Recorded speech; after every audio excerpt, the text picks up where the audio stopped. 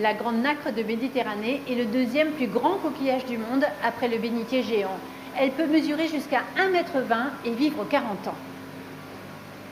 Ici, dans cet aquarium de l'Université de Perpignan, les scientifiques tentent de la sauver. Depuis 4 ans en Méditerranée et depuis 2 ans en Occitanie, des colonies entières de nacres sont décimées par un parasite mortel. Mais il y a un espoir. Des poches de résistance ont été recensées dans les étangs et dans les lagunes. Isabelle Brice et Franck de Tranchant sont allés à la rencontre de plongeurs bénévoles dans l'étang de Thau. L'étang de Thau, c'est le plus grand plan d'eau de la région Occitanie. Immense, mais peu profonde, cette lagune est l'un des terrains de jeu préférés de ces plongeurs aguerris. Aujourd'hui, ils vont quadriller une zone riche en grandes nacres et c'est Annie qui mène la danse. Nous allons faire 2 palanquets de 3 personnes. Céline, Christophe et moi, une première palanquée. Ce matin-là, les conditions n'étaient pas idéales. Des vagues, des rafales à 80 km/h et une eau à 13 degrés.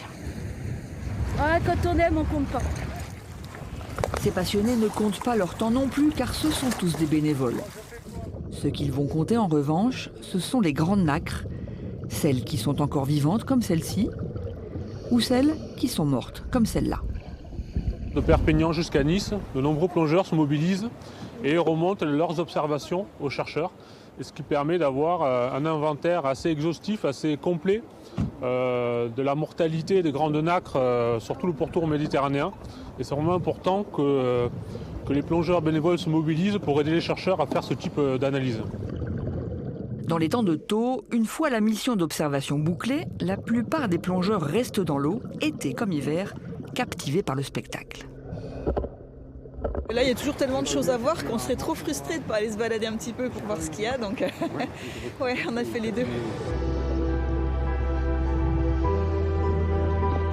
Poissons, sèches, hippocampes, limaces de mer, l'étang de Thau regorge de vie.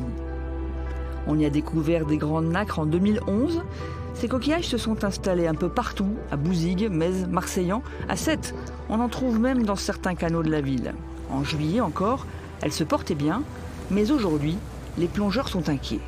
J'espérais beaucoup que les étangs nous permettent de garder ces nacres vivantes, mais quand je vois la mortalité qui est là sur le ponton en l'espace de 2 mois, ça me fait mal au cœur.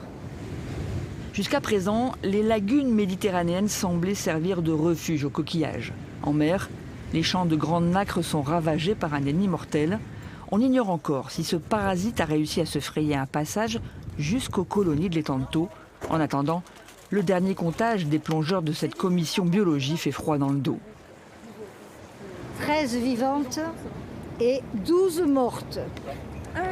Cette grande nacre, on la trouve qu'en Méditerranée. Elle est endémique de Méditerranée et ça serait vraiment triste de ne plus la voir sous l'eau. Dans l'étang, cette mortalité pourrait être naturelle car les grandes nacres semblent se renouveler plus vite ici qu'en mer. Au large, la situation est bien plus grave. Les premiers cas de mortalité ont été signalés en 2018 près de Bagnols-sur-Mer. Depuis, l'épizootie s'est répandue à grande vitesse. Pour preuve, ce champ de nacre filmé au large d'Agde il y a à peine 2 ans n'existe plus. Bonjour Titouan Morage, Bonjour. Vous êtes assistant ingénieur au CRIOB.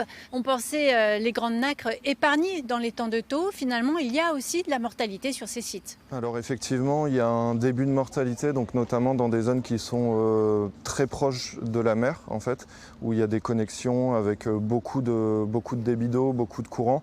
Et du coup, par exemple, notamment dans le port de Sète, sur différents quais que l'on suit depuis maintenant 2 ans, on a noté une mortalité de 100% des individus.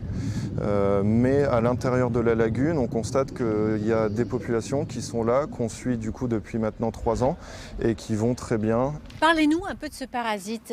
Il semblerait que la salinité et la température de l'eau favorisent sa présence. On constate qu'il y a des zones qui vont être mieux préservées que d'autres, notamment avec l'apport d'eau douce. Ici, on a les lagunes, donc sur le littoral occitan, on a les lagunes de Thau et de Leucate principalement qui ont les plus grosses populations. La température peut jouer sur l'activité du parasite, on va dire. le parasite va être plus actif en période chaude, donc notamment pendant l'été et à la fin de l'été, alors que pendant l'hiver, on a une limite théorique au niveau de la température qui est de 13,5 degrés, où apparemment sous cette température, le parasite deviendrait inactif. Alors comment vont ces grandes nacres que vous avez recueillies il y a 7 mois maintenant?